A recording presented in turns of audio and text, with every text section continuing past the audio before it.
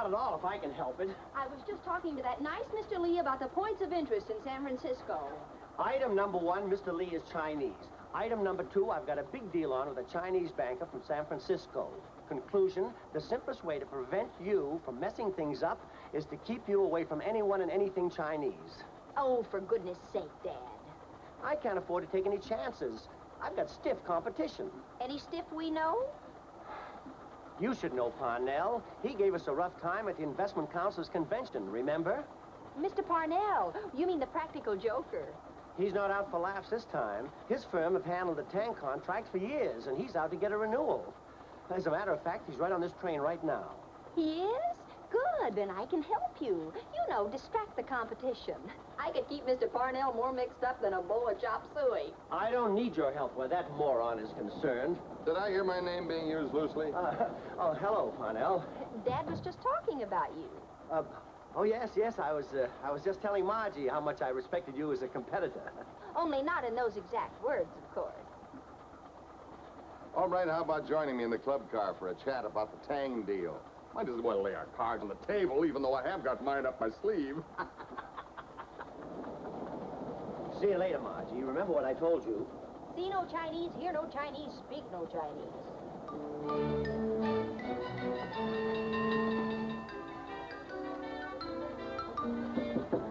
Come in. Mr. Lee. May I come in, Miss Albright? Why, certainly, Mr. Lee. Won't you sit down? Thank you. No, don't. I just remembered I'm not allowed to talk to you. But you were just talking to me in the club car. Well, that was before Dad put everything Chinese off limits. Nothing personal, but it seems he's involved in some business with a Chinese client, and he... It doesn't make much sense to you, does it? I'm afraid not. But then it wasn't a business problem I came to talk to you about. It's a romantic problem, Miss Albright. I'm in love with the most beautiful Chinese girl in San Francisco, and her name is Mei Ling. Romantic problem? Say no more. Sit down. Tell your troubles to Beatrice Fairfax Albright. Now then, your girl's father doesn't approve of you, right? How do you know? I know fathers backwards, and most of them definitely are. I'm afraid Mei Ling's father is more than backward. You see, his family and mine have been enemies for generations, since the days of the Tongs. Tongs? Oh, you mean the Chinese version of the Hatfields and the McCoys, always a fussin', a feudin', and a fightin'. Mei Ling wants to marry me, but she's practically a prisoner in her father's house. But I've decided to elope with her, no matter who tries to stop me. Now you're talking, Mr. Lee. What do you want me to do? Just deliver this message to Mei Ling. You can get in to see her. Her father would never suspect you. He must never find out what's in that note. Don't worry, I'll never tell him. I even flunked my course in Chinese menus. I don't know how to thank you, Miss Albright. If there's ever anything I can do. Hey, there is. That snazzy Chinese ring you're wearing. Is there someplace in San Francisco I could buy one like it? I promised my boyfriend I'd bring him back something real Chinesey. And a ring like that would be just perfect. Oh, I'm afraid this ring is the only one of its kind. It's been in my family for generations. Oh, but I'm sure you'll find others equally snazzy, as you say. Well, thanks again. I'll phone you at your hotel, and we'll make final arrangements. Oh, you'd better say you're someone else in case Dad answers. Good idea. Suppose I say I'm the hairdresser in the hotel. How's that? Max the hairdresser. Perfect. And it's not altogether a fib, either. You'll be keeping Dad out of my hair. Well, I'll see you in San Francisco, Mr. Lee. I mean, Max.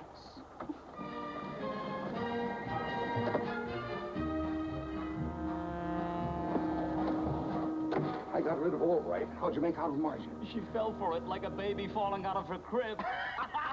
What a gang-chang, old boy. My own assistant passes himself off as young Lee and suckers Albright's daughter right into the fight between the Lees and the Tangs. Good thing you knew about this Romeo and Juliet romance between young Lee and the Tang girl. I've been dealing with the Tang family for years. And when Margie gets through with this Operation Foul-Up, I'll still be dealing with them. You sure she thinks you're the Lee boy? Positive. And I didn't mention Tang by name. Just said he was Mei Ling's father. What's our next step? Well, we'll see the Tang is tipped off that a nosy American girl is smuggling an elopement note into Mei Ling. And when Tang finds out that it's Albright's daughter, Bluey, I just hope I'm there when the bomb goes off.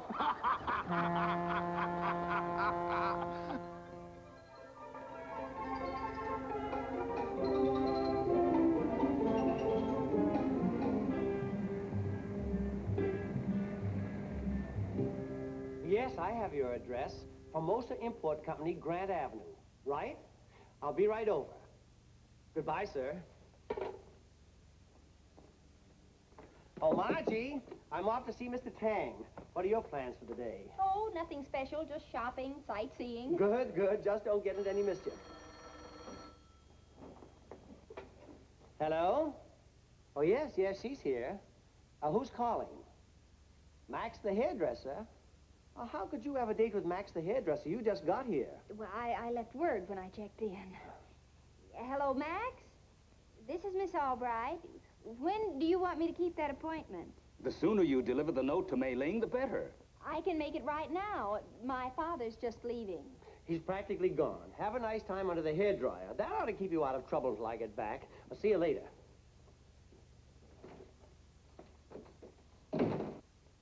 Okay, he's gone. Now, where do I deliver the note? The Formosa Import Company on Grant Avenue.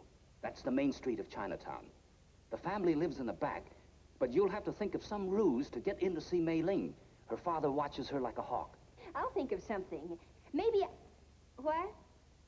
A census taker? Why, that's a marvelous idea. You certainly think of everything, Mr. Lee. Goodbye now.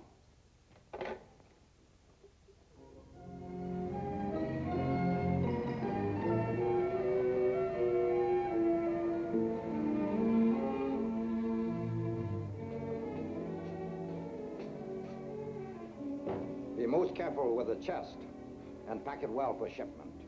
It will be done, Mr. Tang.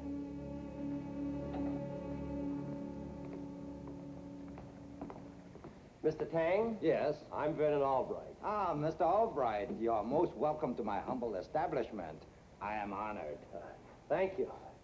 Come to my office, please.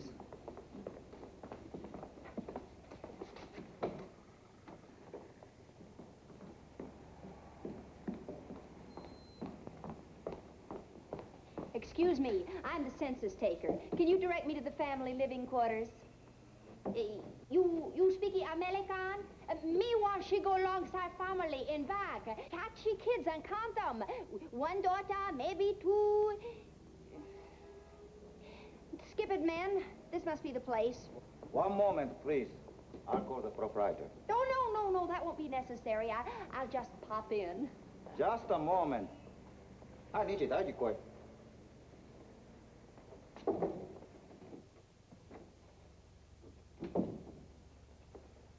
1,000 pardons, sir, but the census taker requests a word with you. Census taker?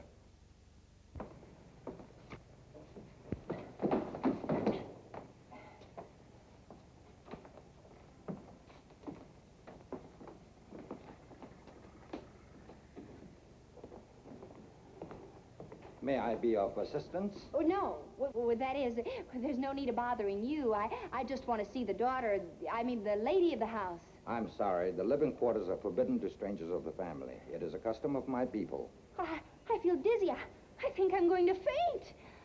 Swoon! Pass out! Oh, here. Sit down in this chair. Oh, the second phase is starting. Stiff as a board. I can't sit on it. I've got to get to a bed. A bed, quick! Back there! I'll get you some medicine. I have a Chinese herb remedy in my office.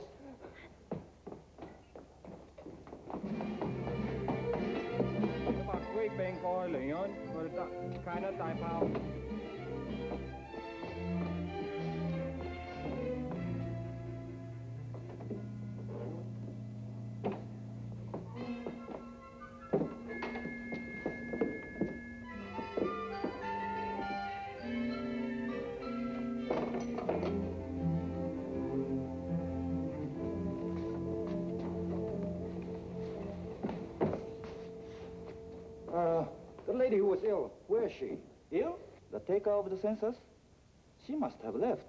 She was not here when we came back with our tools. Very well, go on with your work. You understand. The chest goes to the express office. It is to be shipped at once to Houston, Texas. It shall be done. Anything wrong, sir? Well, the census taker suddenly became ill, but just as suddenly recovered and disappeared.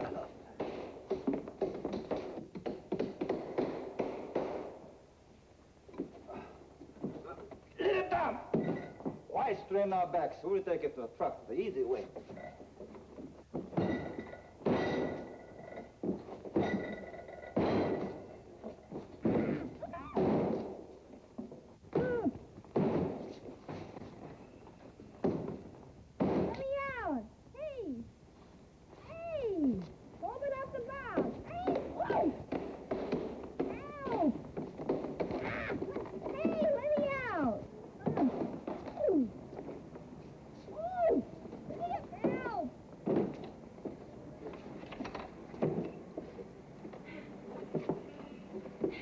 Thanks, boys. This is where I get off.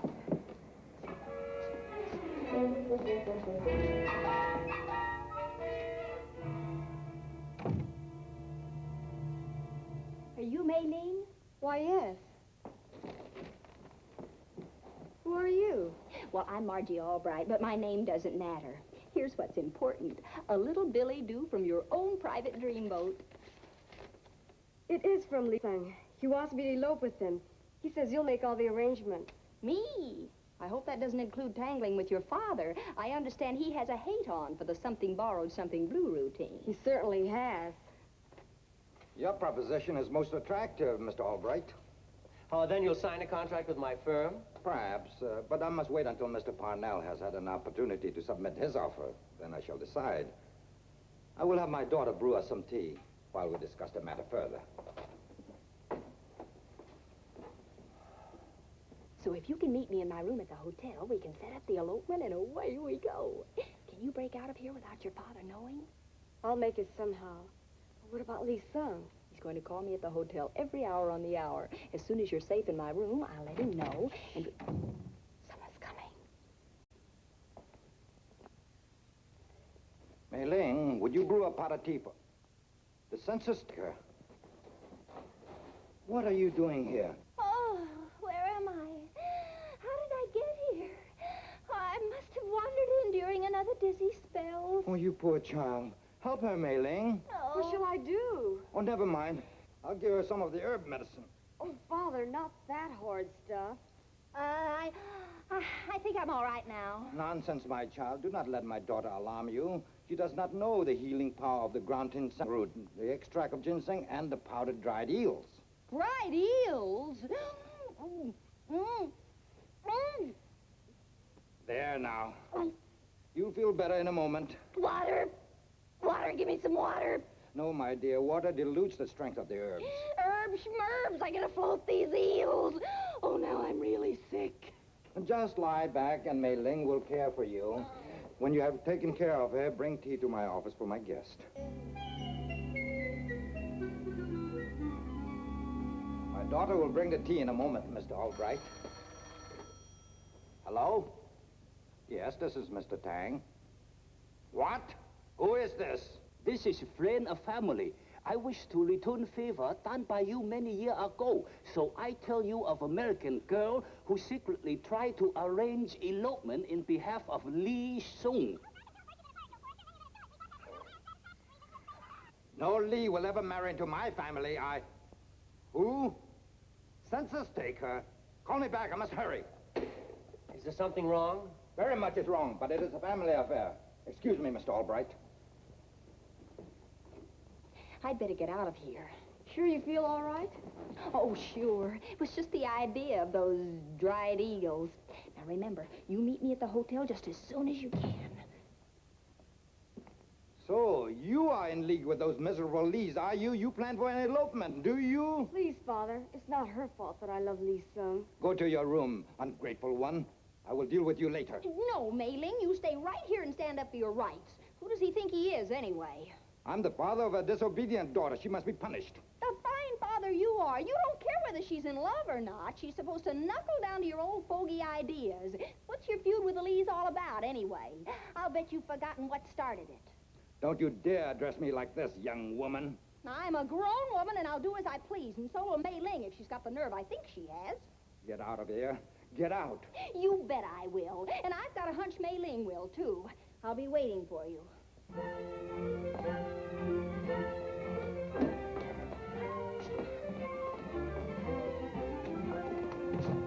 Oh, you look terribly upset, Mr. Tang. Can I help you? No, Mr. Albright. But I'm afraid I am too upset to continue our talk right now. Oh, that's perfectly all right. We can get together anytime. I know. How about coming over to my hotel and having dinner with me tonight?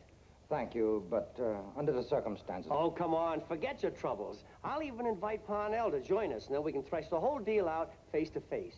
Oh, very well, Mr. Albright. You do me great honor, Mr. Tang.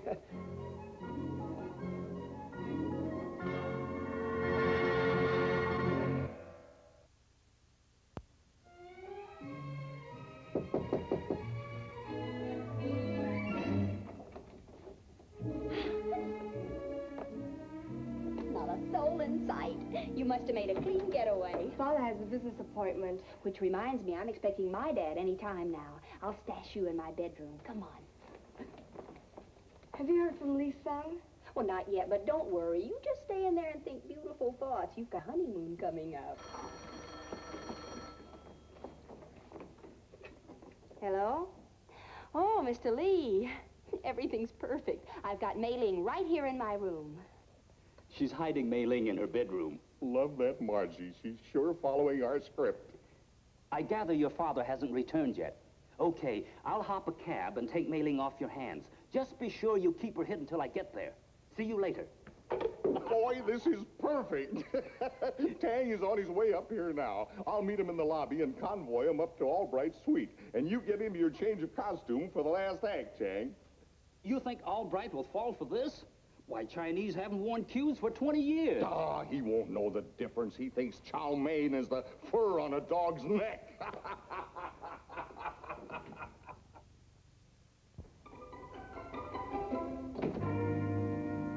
Margie, are you here? Of course I'm here. Where else did you expect to find your pride and joy? I expected to find you in the beauty parlor when I checked in there a few minutes ago, but they said that you hadn't even been there. Oh, really? Well, I guess they said I hadn't been there because it just so happened that I didn't go there. I mean, I did my own hair, you know, so I could dry it riding those darling little cable cars and be sightseeing at the same time. Wasn't that clever of me? You dried your hair riding in a cable car? I knew you'd be proud of me. You always say time is money, and I saved some of both. How was your day? Oh, Mr. Tang was having some kind of a family problem, so we didn't get anything settled. Well, that's too bad. But he's coming here for dinner. He should be here any minute now. He's coming here? Well, why don't you meet him in the lobby? I'll join you down there. In the lobby? Margie, are you crazy? Mr. Tang is a very important man, and I don't want to offend him. Now, you go and change your clothes, because I want you to look your very best for him.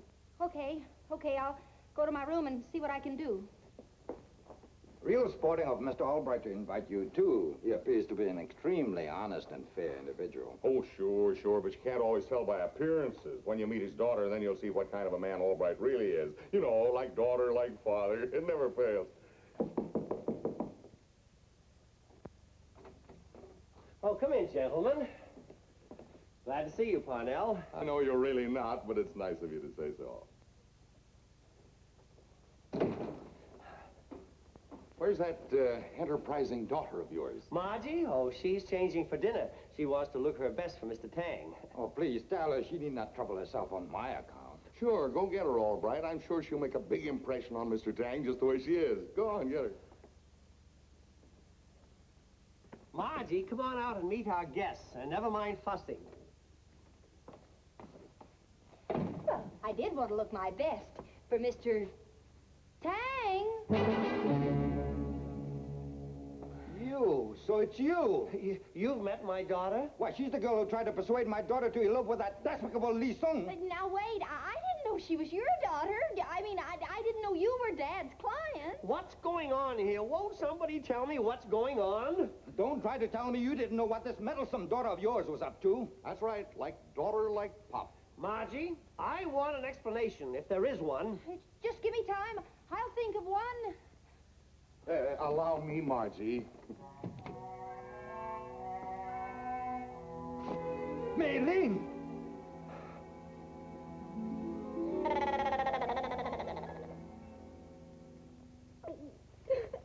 It's all my fault. You'll probably lose your job, and I wouldn't blame you if you beat me like a Chinese gong. Oh, there now. Oh, Dad, don't be nice to me. I can't stand it. We'll work it out somehow. After all, you're the only family I've got, and we've got to stick together. Well, as Confucius did not say, this is the payoff. Let's hope it works. It's gotta work. If we don't get the Albrights out of town before they make peace with Tang, it's goodbye contract. Tang is a reasonable old boy, and he'd probably forgive Margie if he knew the whole story. If Albright doesn't leave town after this routine, he's a better man than I am. Oh, thank heaven I got here in time, Albright, and you're still alive. Well, of course I'm still alive. Hurry, man, get out of town before they get you. You and Margie have started a Tong war. Tong War? They're out to get your father. Me? Why me? As head of the family, you're responsible for what Margie has done. She's brought dishonor to the house of Tang, and only your blood can wipe it out. It's the law of the Tong. But Mr. Tang wouldn't do a thing like that. He's an intelligent man. It's out of his hands now. The hatchet men have taken over. A hatchet man? Yeah, the official killers. And once they take over, nobody can stop them. You've got to get out of town fast, Albright, unless you want to risk Margie's life as well as your own. Well, of course I don't, but it sounds so medieval. Well, it's ridiculous. I mean, hatchet men in this day.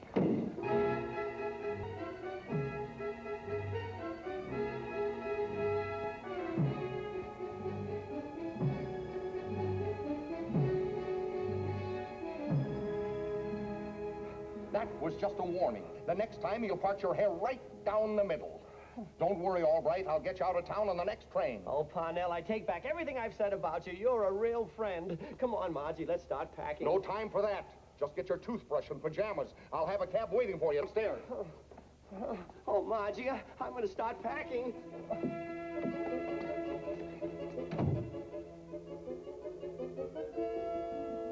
It really worked, huh? Perfect. Now, I'll go grab a cab for our sucker friends back there while you change.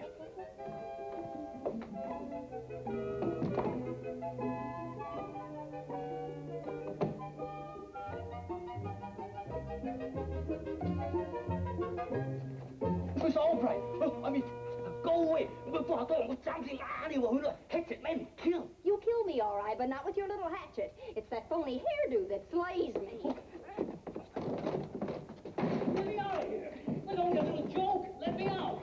You don't want me to keep Mr. Parnell waiting at the train, do you? I'm in an awful hurry, remember? Let me out.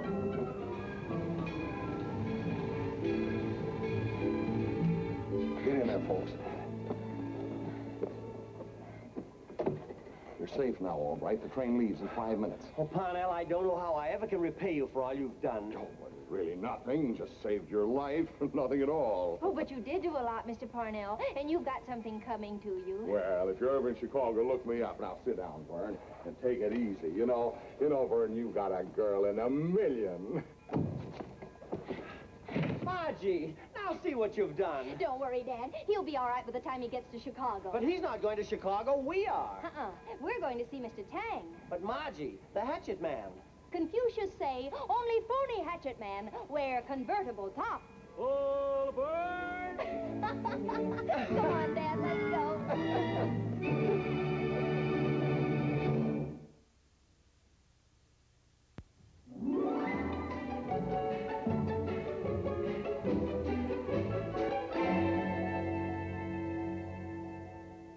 Wait a minute, Dad. You not only got your deal, but Mr. Tang relented and let Mei Ling marry the real Mr. Lee. So I say it was worth all the trouble. Well, there wouldn't have been any trouble in the first place if I hadn't taken you along. Well, it's also possible that without all the mix-up, you'd have lost out to Mr. Parnell. This way, Mr. Tang was so mad at Laughing Boy, he wouldn't even look at his offer. And what about Mei Ling? She'd still be eating her heart out instead of being on her honeymoon. So, you see, you were wrong, not me. Me? Well, that's my little Margie.